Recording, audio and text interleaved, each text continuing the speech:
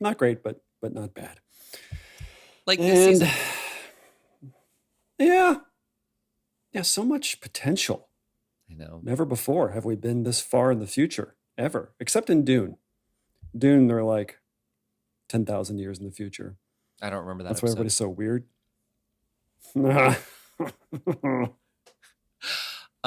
Actually, isn't there one episode of Voyager where it's the medical hologram and he's like in a museum? I don't know how far that is in the future, but They never say, but it is far enough in the future where there is no context. It seemed like because he's in a museum. That's interesting. What if that's in the same universe that would be so as when the cool, doctor? right? How sad is that, though? The doctor just. I mean, I'm guessing it's sort of like the Thomas Riker thing, where there is another version of the doctor back home with his Voyager crew, Right. but also stranded in this museum. Yeah. I don't think we've watched the episode and I don't remember the details enough to discuss what actually happened. This is when you start making stuff up. Right. Well, I mean, but the thing that shocked me the most was when he took over the museum and like commandeered the ships and just started blasting everybody. And strangely, he was in a animal museum, and all the Right. animals started coming to life. Yeah, and Ben Stiller was there. It was weird. As you know, this is the measure of an episode. What? This is the measure of an episode, where it is our continuing mission to explore what makes Star Trek genuine Star Trek and not just future. I'm Paul. And I'm Jonathan. And I actually have a great pun for not just, but we do this using 3 criteria. The first one is there sci-fi inextricably linked into the plot? You cannot remove it without having to drastically rewrite the script. Is that science fiction presented in a unique or novel way? And is there a moral or ethical dilemma a character faces? I'm Jonathan. And I'm Paul. And this week, we watched, in only 1 week, Star Trek Discovery, Season 3. So the search for more dilithium. Right? That's good. Can I just say, yes, we did watch it in a week. It just took us longer than that to get to recording. But so really quick, so my pun, and we can talk about this more in detail, is quality TV and not just Lost in space. Oh, nice. Right? So many layers. Your breath is going to stink, dude. Oh, because I ate a parfait or an ogre? Okay, we're getting way... Because it's an onion. Because onions has layers. Oh, right. I mean, you should have picked parfait. Nobody ever says no to parfait. Are you making a Shrek reference? Yeah. Is that weird? Is it weird to reference a movie that is itself just kind of one giant reference? No, because people understand. Because I just did it? Right. Yeah. No, I don't think I'm weird. Sorry, you were saying? I think people who question it are weird. Oh. Wait, that's me. Speaking of which, there is... Wait a minute. Hey, wait a minute. Was there... So let's go back to your Lost in Space. Did it actually remind you of Lost, the show? Yes. On ABC's? Yes. Thursday nights? Yeah. Must-see TV? Was it, though? Okay, well, I think you should dive into that a little bit because I'm curious. Like, I can't in my mind synthesize what that means off the top of my head. So you go. Sure. Georgiou in this season was nothing but lost. Yeah. Yeah. She was able to blink the holograms out of existence, and she's like, I was blinking to their visual wave and it threw off their synapse and they had to shut down and reboot. And then she's talking with David Cronenberg, which was awesome, who was a great character. But and then she comes back and like she's just staring off into space.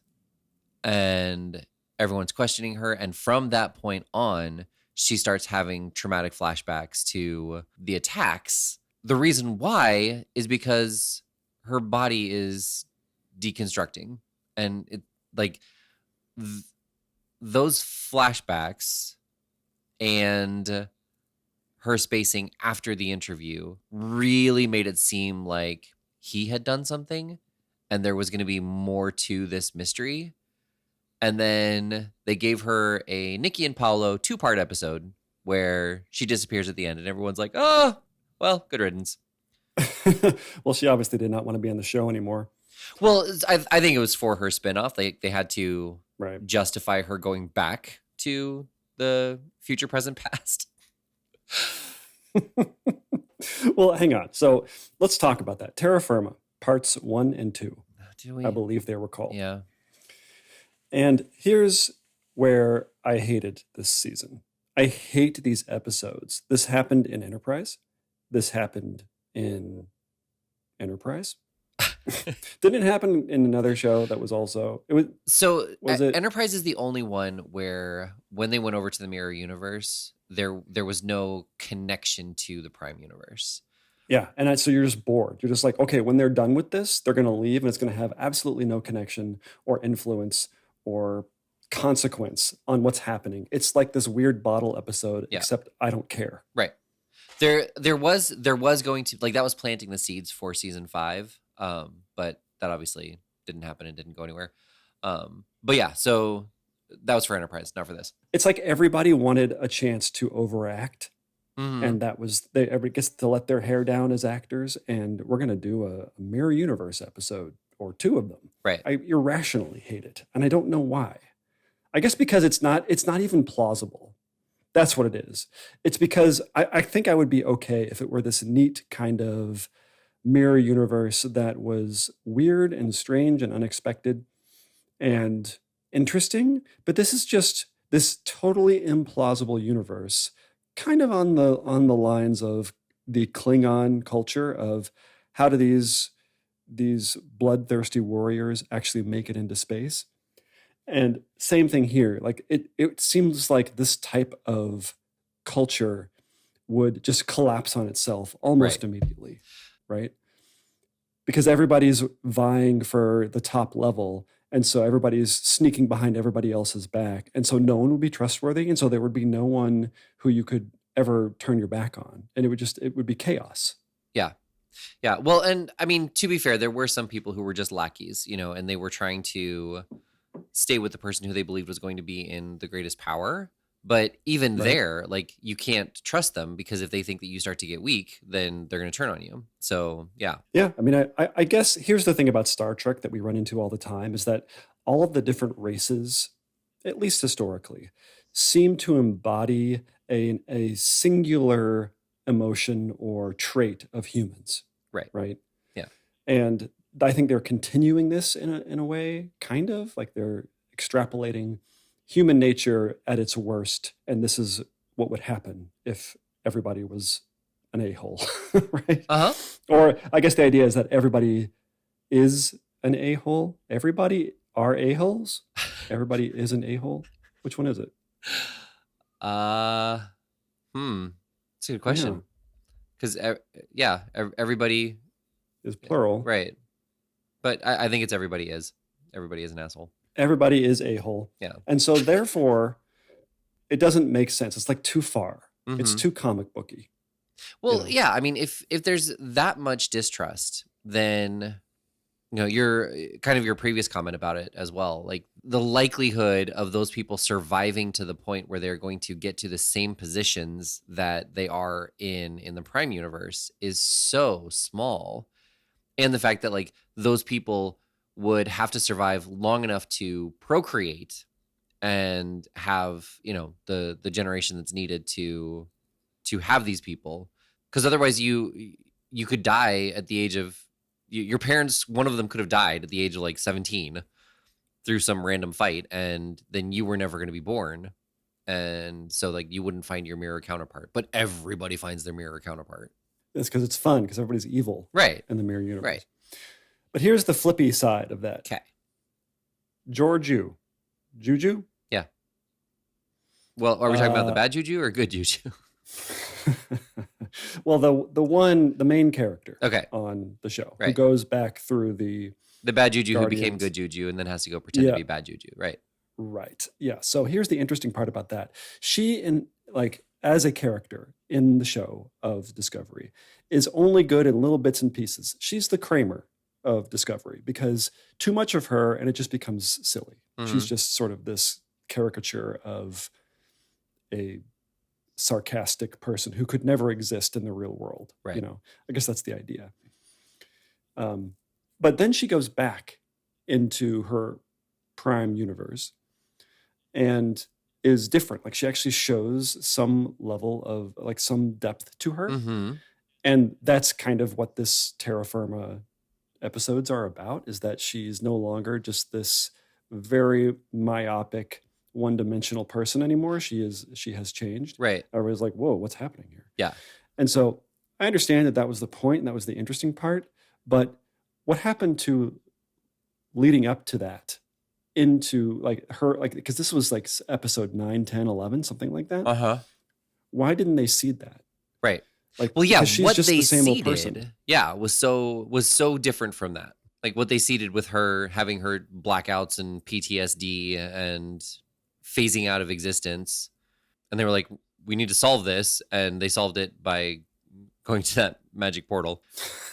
Which was it was so good. Carl. So as far as we know until the end of the episodes, Carl is just this weird Q-like being who is kind of through riddle trying to tell Georgiou what to do so she can save herself. Right. The intention or the motives, we have no idea why Carl was doing this. And ultimately we found out that it is the guardian of the galaxy. It's just the guardian. I wanted to say that. But he was the guardian of forever. Guardian of forever. And I rewatched the whole opening scene of the original series when the Guardian of forever. And this little snippet soundbite that they took so he could just say, I am the guardian of forever. Which just ruined it for me. It ruined the whole show. I haven't watched an episode since that episode, just so you know. I have no idea how the season ends. It was so dumb. I hated it. And I understand why they did it. It's kind of along the lines of in season 2 when the previously on was basically 60 years ago on Star Trek. Right. And like, I wish they would have just like everything else they have changed in terms of its fidelity to the original series. Everything else, the ships look different. Oh, I see. Right. Costumes look different. Everything is different, except they needed to have this guy's voice be the exact same voice and have him talk that way. Why? Well, so they also used the same portal, like his door completely reconstructed to be the portal to the Guardian of Forever. Right. It's the same shape. I doubt they found the same prop. Oh yeah, no. I mean, but I don't even think they built it. I think it was just digitally recreated. Yeah. So an MS Paint or something. Is that part of what bothered you, or was it literally just the fact that they used that same soundbite of "I am the Guardian"? The same soundbite. It wasn't even the guy who plays Carl right. doing the voice, and he didn't talk like that again. They just used that little soundbite and laid it over, and he's like mouthing it, so you can tell that they had a playback on set, so he could make sure that he mouthed it at the right rate. Right. You know? Never have I been so angry at whoever made CBS and Paramount Plus. Well, I'm angry at Paramount Plus. Why did that bother you so much? Because it seemed like such a fan servicey thing to do, and we were doing so well. Maybe I'm overacting, but were you like, yeah? I mean, it was definitely a much more overt wink to the audience than they've done on this show in a while, possibly so far. But like, I guess I'm just confused why the voice bothered you, but the prop didn't. Like you were just talking about how they updated the ships and like they even updated, they like any actors that they're using, they're not really trying to find somebody who is spot on like Harry Mudd or, that kind of thing. So like, why did the voice bother you, but the prop didn't?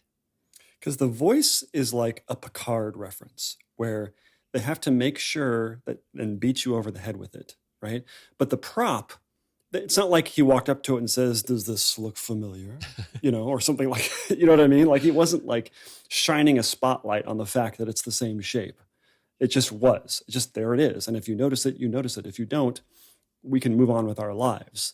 See, and I feel like the voice is the same thing. Like if you've never seen that episode before, if you've never seen the original series, like he's just suddenly giving his name that much more authority and presence. But by using the same, you could tell they used the audio from the show. Oh, sure. Yeah. No, I 100% heard that one. Why? Right. Like, why? What was the point of that? I mean, I understand the point of the portal being the same shape.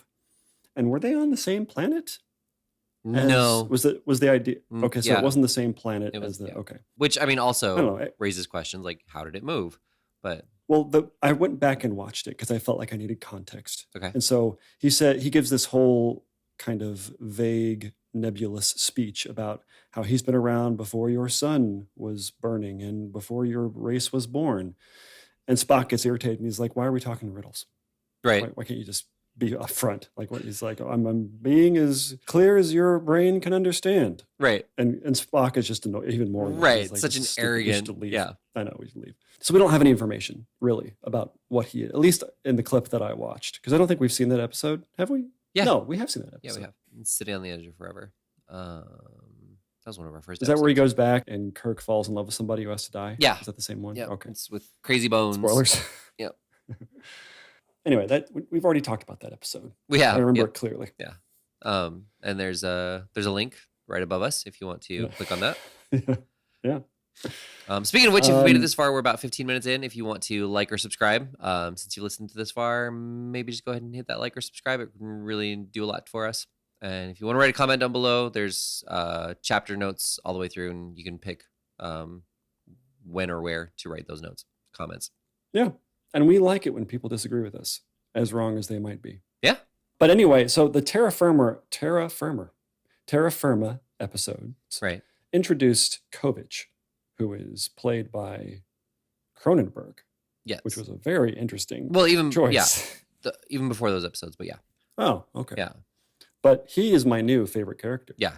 Of Star Trek Discovery. He was great. He's so cool. It's like the type of vibe that I really hope Section 31 is, where there's this character who's shrouded in mystery, but seems to have all the answers, but never gives you the answers 100%. Once again, I was just complaining about the Guardian of the universe doing the same thing, but it's that interesting kind of thing. Like, oh, there's this depth to whoever is behind, like whoever his boss is, like who's his boss, who's he a boss of, what is his ultimate motivations, that kind of stuff. You're just like, oh, so cool. Right.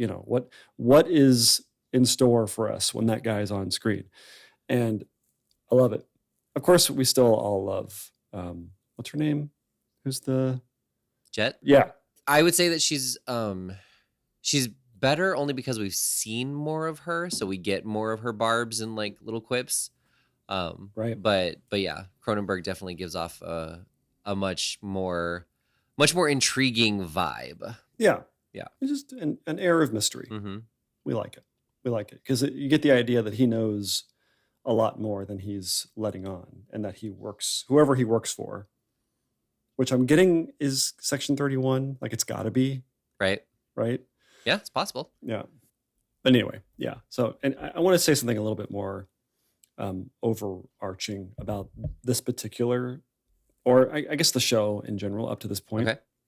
Last episode, or last season, we talked about how, maybe it's 2 episodes ago, where we talked about how Michael is kind of coming into her emotionality. Uh-huh. And I feel like this show has taken a turn emotionally, where it feels like it's now being driven by that. Like, it's very emotionally charged. Right.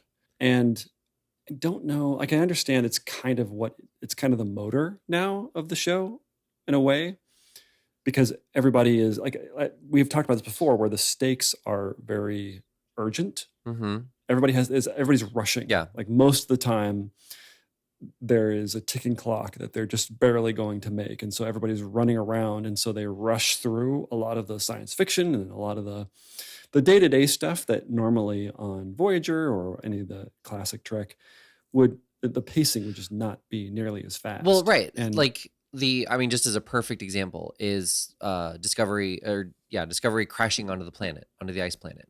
Like, that's enough they've got to get the ship up and moving again. Like, you don't need to put a ticking clock on that. They understand the urgency. It's self-regulated. It's it's self-driven.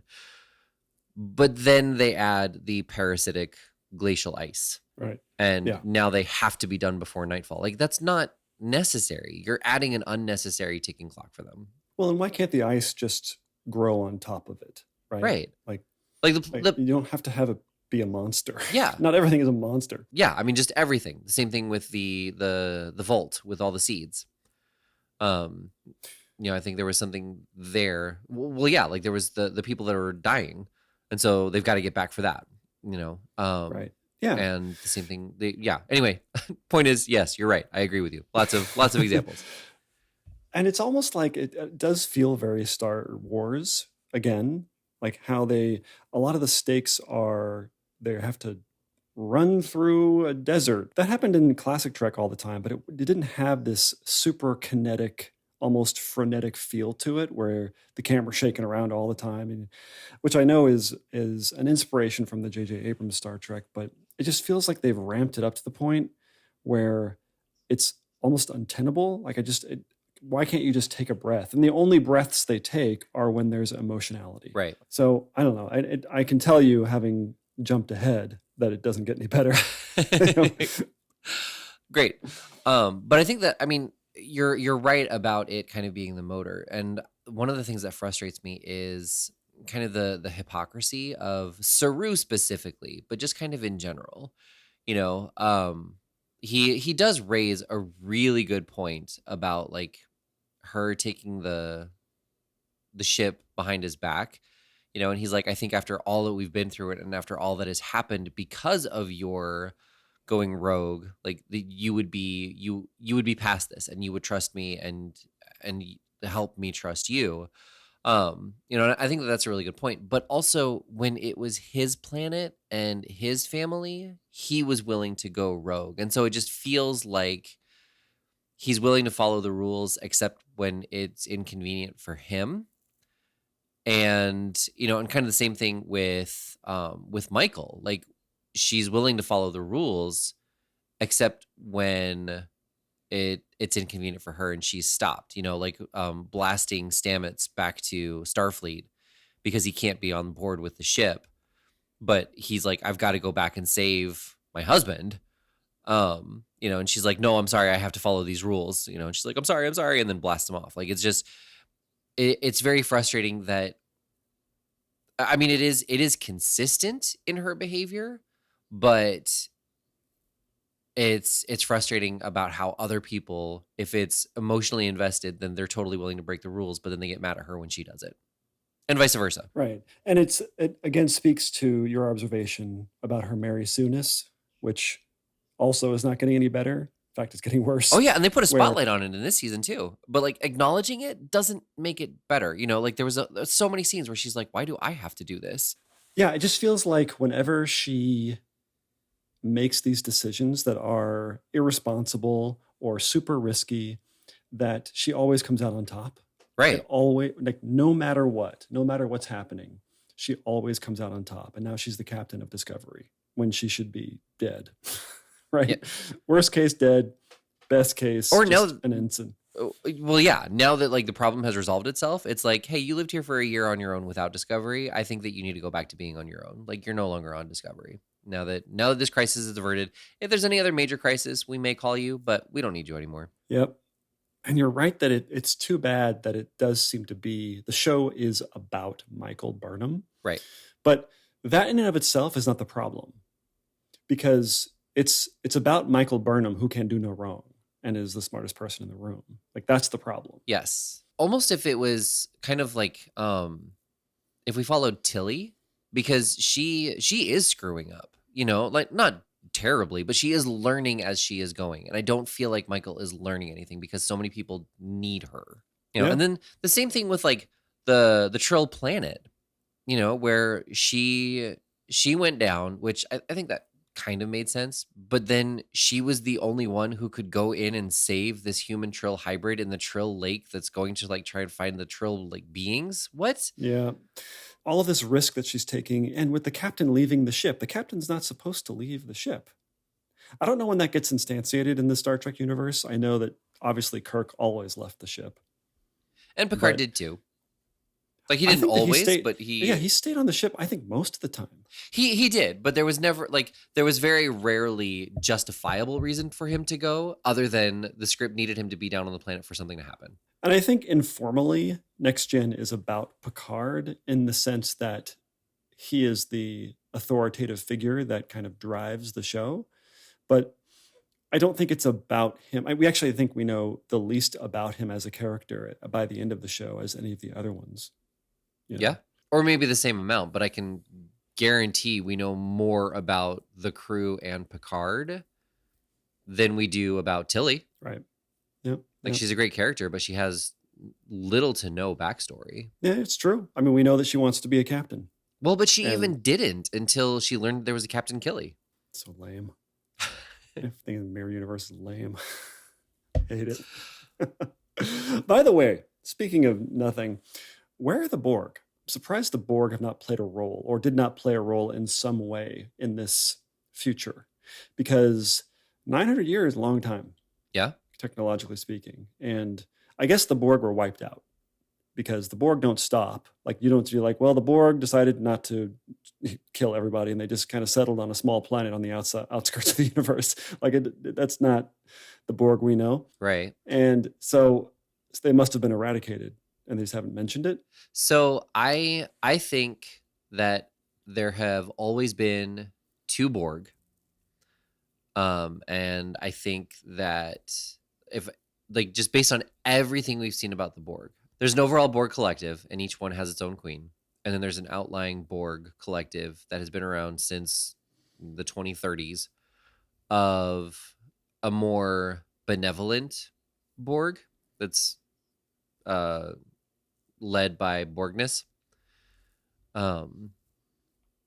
And Janeway stopped the Borg collective in Endgame. But there are still some hives, like the one that we saw in Let Sleeping Borg Lie from Prodigy, and then the one that was destroyed in Jupiter Storm. Yeah, but even if there was a singular Borg nanite that survived some sort of extermination of the Borg, eventually that would turn into a gigantic Borg race. Right? You're right. It Yeah, would find as we saw in something to hang Enterprise. on to. Yep. Yeah. So I would think that they must have been in some way eradicated entirely. Right? Like, I mean, it would be interesting if they were sort of the smallpox of of races where we eradicated the Borg 500 years ago, but we kept a nanite in this tube just in case. Right. And it was like, in case of what? You never know. Yeah. That would be an interesting episode. I would like to see that whole thing. And then obviously somebody steals it, like Nedry in Jurassic Park. Yeah. In fact, if they had that actor come on and steal it like he did in Jurassic Park, that would be even better. Gives it to Booker. Yeah. Booker, we've got Booker here. Nobody cares. Nobody cares. See, nobody cares. But yeah, I want to see Borg. I'm wondering if Borg make an appearance at some point in the show. I know that this show has a hard out. Yeah, it is. Season 5. Right. It is done. Yeah. I do wonder. Yeah. Like, did they decide that 5 seasons was enough? You know, like Paramount was like, yeah, we had a good run. Every season is successful. Or is there actually going to be an overall like character arc for Michael, since the show's been about Michael? Like, I wonder if it's going to wrap up in a way where it's like, okay, this is why it was all about Michael. Or, you know, I don't think so, but it'd be interesting if it did go that way. I don't know. I hope they kill Michael at the end of this. That only makes sense. Like you've built up this character so much. Nothing is going to end without her dying. This in some way, is the story of how I died. You might be wondering how I got myself into this situation. I don't even know what that's from. What is that from? I just know it's like a meme. Yeah, I don't know either. I mean, I feel like even before it became a meme, that was very common on, like, I know Sonic the Hedgehog movie kind of starts that way. Yeah. So I think it happens once or twice, maybe 3 times a season. 3 times Can you still hear me, a by the way? season. Yep. Okay. Where they will play in full the Star Trek fanfare, right? Oh, okay. And you'll hear it, and it's sort of in a heroic moment for the crew. And it doesn't ever land for me, kind of in the same way when we were talking about Picard, how it didn't land for me then either. Right. And to me, it's kind of like this. It's kind of like when they play the theme, it's as though when Superman is saving a building that he has a little boombox and he presses play on the boombox that plays the Superman theme and he carries it so around. Good, right? Like that's how it feels. It just feels so lame in that way. It's like, why are you doing that? You know? Yeah, I mean, so the other part of that too is that's kind of become Starfleet's or Star Trek's theme in general, but it's been associated with the Enterprise so much that like they didn't play it on DS9, Voyager, or even Enterprise, really. Like I think they played it in the last episode. And so it just feels like it's a nostalgic kick to the balls. And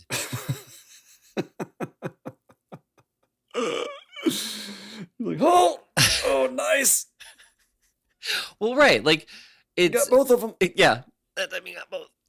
But it feels like they are trying to hit us over the head with like, yeah, it's this moment of triumph when for Discovery even more so than Picard. Like there was that moment in Picard when like we're on the Enterprise D and they were flying back to like save the Federation again, and it was playing, and that was like a great moment. But yeah, in Discovery more so than any other so far. It feels every time they play it just I hear it as like, yes, I know I'm watching Star Trek. It just doesn't land. Yeah. It just doesn't. It doesn't land the way they want it to. And as you were saying, like in Picard, when there would be it's music of another time. And when you all of a sudden just start playing it, it's like somebody walking onto the bridge wearing a hockey uniform. Right. It's just a little like, well, that's odd. Okay. That's a strange thing that you just did. Yeah. It feels out of place, Yeah. is the point. That is how I took that, so I'm glad that's how you meant it. And they're still trying to skate, even though there is no ice on the bridge. Have you ever tried to do that? You mean like skate where there's no ice? Yeah. No. I don't even skate when there is ice. Okay, so like ice, the reason why it works is because there's like virtually no friction. So you push with expecting your body to go forward. And so when you do it when like your foot does not go forward, like you just fall on your face. Yeah. And Sounds so hilarious. Right. Anyway. But yeah, how do we get on hockey? The music. Oh, the music, right. Yeah. It just, I feel like it's just unnecessary. Right. It sounds like a note. Like we need to hear the Star Trek theme. Yeah. Right. Yeah. In the script, Star Trek plays here. Right. Yeah. Just, I don't know. Bugs me. So I have a quick question, and this is more of a Star Trek question. Okay. And maybe this is blasphemous to say, but communications. So they have subspace communications where you can instantaneously communicate with any ship anywhere. Right. Am I getting that right? Yeah, I mean, it has shown a couple times where the farther out they are, the longer it does take. But it's not a big problem. So how does it work then? Because the ships are going faster than light too, exponentially faster, right? Than light. Right. So I'm just wondering, is it the same method? That are they sending messages through subspace in the same way that the ships travel through subspace? Why is it they can instantaneously connect with anyone through subspace, but they have to travel through subspace at a finite speed to get somewhere? So I don't know the science behind it, like the Star Trek science behind it, but I would guess that it's kind of in the same way that like what we're doing right now, like. You and I can talk to each other instantaneously, but I still have to travel to go see you. we don't have a way for me to instantaneously travel to you, Right. a la like at the same speed, Right. like light speed. Like, hmm but in Star Trek, they do. They have a ship that can go multiples of light speed. So Right. either subspace is something different. I know they're not going like literally at light speed, that they are warping space, and the effect is that they're traveling faster than light. In that, if someone's shine a flashlight, That's that why the they Enterprise, call it warp speed. right? I still it doesn't answer my question of how does that work with communications. I wonder if there is an answer to that.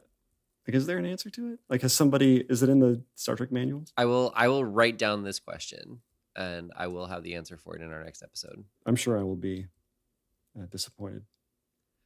Not in well, yes. not in you, but in the answer. Right, because I mean, again, we're dealing with things that are pushing beyond the advancements of science, which is another thing about this season and probably the next two as well. Like, I feel like we are now pushing beyond the beyond of science, and now we're getting into magic. Yeah, but see, here's the disappointing part about them traveling almost 1,000 years into the future. Yeah. Is it feels too familiar. And I understand that narratively you can't have it be too alien, because then it would just be Dune, right? So, but it Right, but then felt why like- 1,000? Yeah, I mean, it could have been Yeah. 400, right? Or something like that. Yeah, I mean, it needed to be far enough in the future to avoid control taking over. Like that was the whole point. So blah blah blah. I get that, but then And also to separate it from the other Star Trek shows that they wanted to avoid any having to account for any Star Trek show, right? right, Which was kind of brilliant on their part, right? I want to isolate us from everything, right? yeah. But I still like. I feel like just as Star Trek is what 300 years in the future, 250 ish. Like I feel like that kind of a bump would have been just fine as well, because like there's so many things in Star Trek, specifically the original series, that we now have, 200 years in advance. Right. That, Yeah. Just doing that small of a bump. Because you're right, like going 1,000 years into the future with how fast technology has accelerated, like their technology should be incomprehensible. Or at least, as you said, magical. Like it should be unrecognizable. Like, how are you able to do that? Like I think maybe the self beaming, personal beaming that they can do, where it's no longer, doesn't seem to be facilitated by the ship. It's just they can just go anywhere, Right. which they haven't really dived into, like making the mechanics of that. Like, what's the range of it? And I mean, they beam all over the ship. Uh-huh. Like sometimes they walk, sometimes they don't. Sometimes they beam. Right. Seems like a risk, if you ask me. Yeah. Well, but that's another thing too. Like it, they should be building ships in a way that is not conducive to walking. Like if they have that technology, like it should be, this area is completely isolated to everything else. Which also speaks to their whole programmable matter thing, which is kind of a cool idea, and possibly kind of based on some theoretical science type stuff. Like it feels like somebody read an article in Scientific American. Like, hey, this sounds good. It's the same article. Like it was the article directly after the Spore article. Uh-huh. Right. Right. They're just taking notes in this one article while they're waiting to go see their dentist. Yeah. And so it seems like the ship design, and I understand that the Discovery, they didn't, it's the same ship. So they just kind of outfitted it with the new stuff. But I feel like the new ships should be totally unrecognizable, because it can just morph into whatever. Right. So like the idea of a door would just fashion itself. Like there wouldn't be doors until you needed one. Right. I mean, which they kind of showed with the Starfleet officer who was waiting for, some Starfleet representative to come. Where like I think his bed disappeared when he got up, and then his desk appeared like when he went to go sit down, and I don't know if that was the same room or not, but so they did kind of show that, like that the material, that the things aren't there unless they need to be. There's not a lot of expression of that. That seems to be the only time that happens. Right. Because I mean, it's also probably super expensive to do. So I get I'm sure that. it is. Yeah. But like while you're writing the show and conceiving of this 1,000-year in the future time, like come up with something that you could easily do. Right. Or I feel like I mean, and they try to do the thing where they have their tricorders or like come out of their badge, And let's talk about that for a second, because it happens a lot where they're like typing in midair and they're typing super fast and stuff. Uh-huh. And like the buttons are all big and they're trying to do stuff. And they're always rushing through. It looks like data, Right. typing on stuff. Mm-hmm. And that would be so hard. Like, have you ever tried to like type at nothing? Like Yeah. the idea that there's nothing to hit, like there's no tactile anything. And maybe it is giving you some sort of tactile force field. Right. Blah, Some blah, kind of blah. resistance. Yeah. Yeah. But I understand they just needed to have something be futuristic. And it seems to function. It's not just eye candy. But that was a 50-year upgrade, not a 1,000-year upgrade. Exactly. Yeah. And that's kind of where my problem lies with 1,000. Like, I understand why it needs to be 1,000 for control. Like, I get that part. But Right. then the technology is not matching up with Yeah. 1,000 years. Well, when they had the burn, where they can't use dilithium anymore, I feel like, and that was like 150 years ago when they get there. Uh-huh. I feel like there are some pretty smart people in the universe at this point. They would have come up with something that was an alternative, Right. And the conceit that this whole spore drive is a one and done type of thing, I just don't buy it. I don't buy that when somebody learns about it that they can't replicate it. Like it's not something that it's not like what's the hollow emitter that the Doctor wears in Voyager, where they can't even, it's from the 27th century, and so they can't even decipher what the technology does. Right. But they can repair it. But they Right. because it breaks sometimes, and they repair it. Mm-hmm. But yeah, that was the kind of the disappointing, because when you go with like 1,000, when you think 1,000 years in the future, Right. there should be something that is like, whoa, that Mhm. like that just shocks you. Like I would expect like the spore drive to be that in the future. Like the spore drive feels super futuristic. I Where know. they can just jump anywhere at any point. Yeah, it was a strange choice making it before. I mean, and so going back to Michael, this is something that I wanted to bring up in the last episode, and I completely forgot about it. But I'm kind of sad that she had such a highlighted relationship with Spock, and Cybok was not mentioned at all. They are half brothers, right? So it is possible that Michael would not know but Spock would. Right.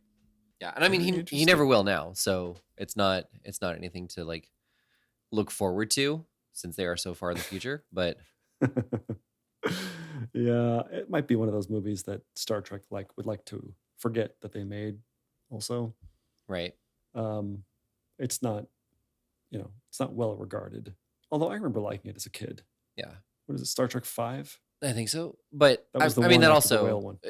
it's the go-to for like why we had never heard of Michael before Discovery. Like we never heard of Cybok before the fifth movie, so it's not really unrealistic.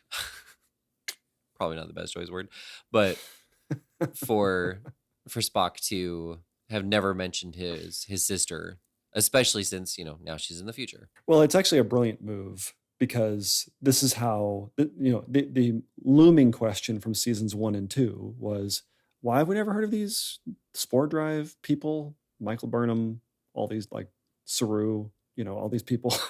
Why have we never heard of them up until now? Mm-hmm. And they're like, oh, because they were wiped from history when they traveled to the future. Yeah. That's why. Like, hey, good for them. Makes sense. I actually got what I wanted.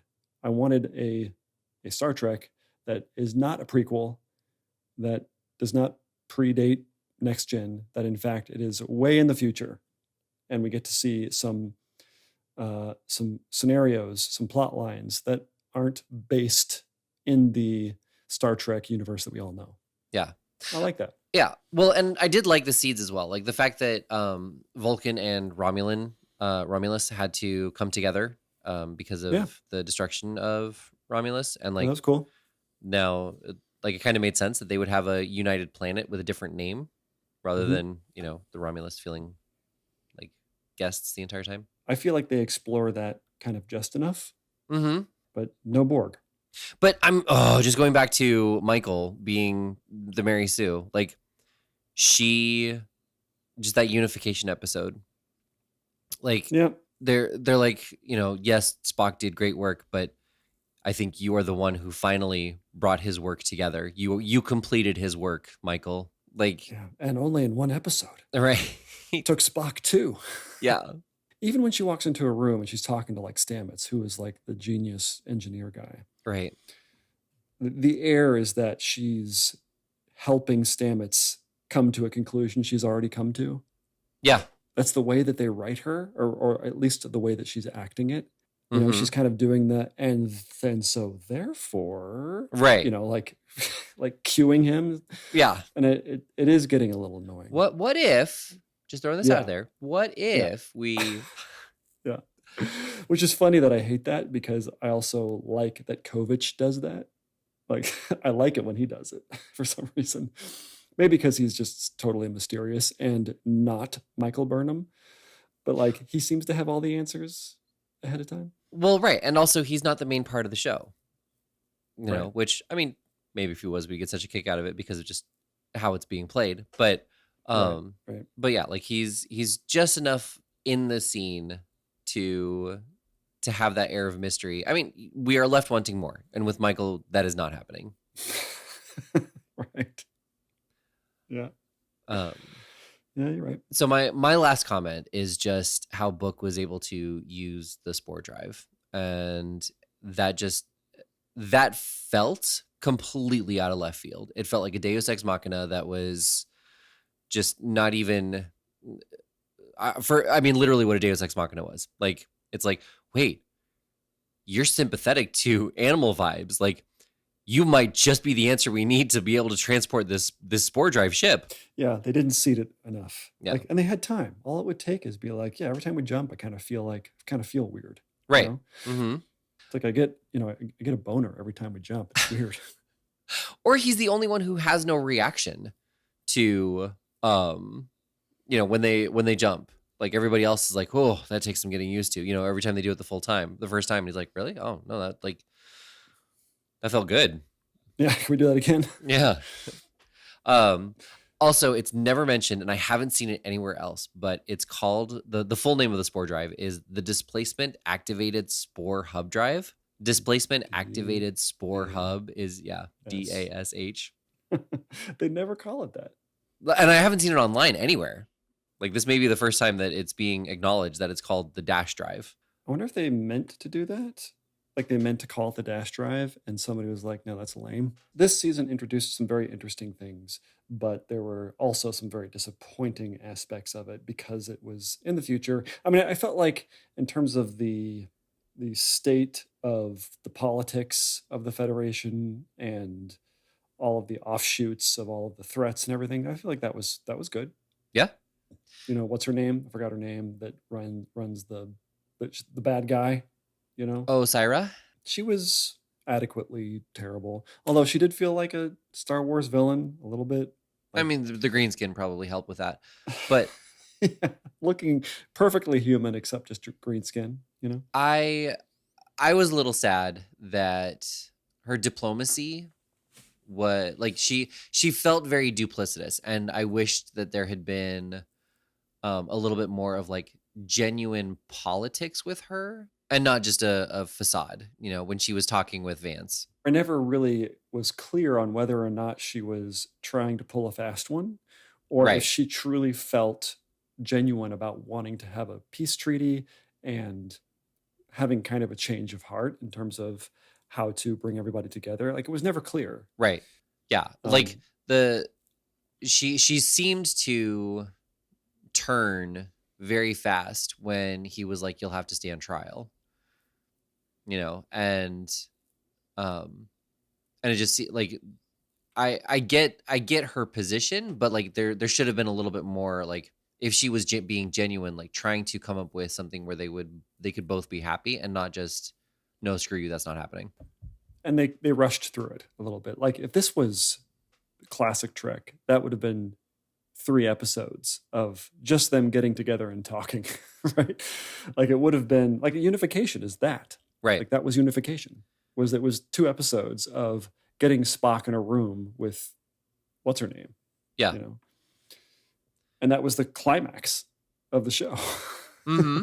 2 people sitting in a room. Yeah, like that could have been started earlier and sprinkled throughout several episodes, of them just like they didn't have to meet in person. They could have just been talking at various times saying, all right, let me talk with my people and we'll get back to you.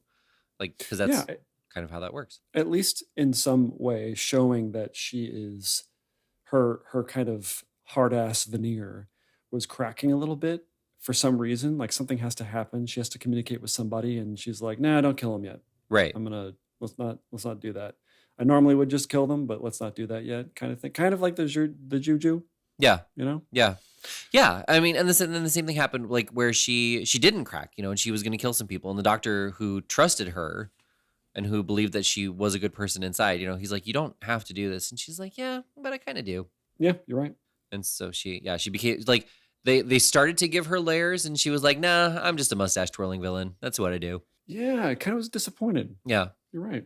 Because they set her up as kind of this far-off villain who everybody fears. Yeah. And who cuts off antenna. I mean, maybe antlers. We don't know. Yeah, I'm sure she does that too. And then she's kind of a disappointment, I guess, in that. Like they make her kind of sassy. Right. I appreciate the setup, but it was kind of mishandled what ultimately happened with her. Yeah. So weaker, but I still say yes. I still say that this is proper Star Trek. Yeah, there was some novel stuff in there. Mm-hmm. Yeah, but I think that I'm curious to see how the next 2 seasons go, because I do feel like the science fiction is starting to be presented in just a magic way, and not in like a here's the science behind it. Well, it's the same expression of science fiction that Star Wars has, which is, yes, they talk about the hyperdrive and they talk about it breaking down, but there is no exploration of how to fix it, who fixes it, how long it takes. It's just something that has to happen in the background. Yeah. It's like, well, we're stuck here, so we have to talk. Right. And that's not the sci-fi we're looking for. No. Yeah. But you're right. It is kind of slowly narrowing itself to that expression. Yeah. But I mean, other than that, it's still a super entertaining show. Yep. Yeah. So I'm curious to see if season 4 and season 5 can survive and actually be proper Star Trek. Well, it's super crazy that at the end of the last episode that they kill Michael Burnham. Or was that the beginning of the first episode of season 4? Wait, what? Actually, no, that does bring up to a point that I was going to make and I forgot. I am curious. Like I'm actually really looking forward to season 4, because it seems like they now have all the crew that they're going to. Like they've lost Ash Tyler, they've lost Georgiou, we've gained the Trill, we've gained Jet Reno. So I think season 4 we have the crew. Like I think going into season 4 we now have the crew that we're going to have. Like, to me, it was surprising that they didn't go back to the past. Not back to the future, back to the past. I kind of was expecting them to be like, we need to get home. Right. We served our purpose here, and we thought we were going to be stuck here, but in fact, we found this way. We have to go do it. We have to get the thing so we can go back, Right. And I'm glad they didn't. But yeah, it was interesting. Like I was just always expecting that. And when it didn't happen, I was like, oh, they're staying there. Right. I wonder if they do get back. Sense. Like, I wonder if like the end of the series will allow them to go back. I was also surprised that the red sphere, like they hinted, kind of like the same thing with Georgiou. They hinted at more, kind of like the same thing with Lost. They hinted at more when like Saru was trying to figure out how to help the crew, and then there was like a weird little glitch, and suddenly the computer was like actually chatting with him and like suggesting things, and not just being very monotone and computer. Right. And that was the only time the red sphere did anything with Discovery. So yeah, that may come up again. I'm pretty sure it does. There's a short trek that is involved with Discovery in the future. And so I know that there is something to that. But if you made it this far, liking and subscribing would be great. If you haven't yet done so. And with that all said, I've been Paul. And I'm Jonathan. And this has been The Measure of an Episode. But you already knew that. Who's that supposed to be?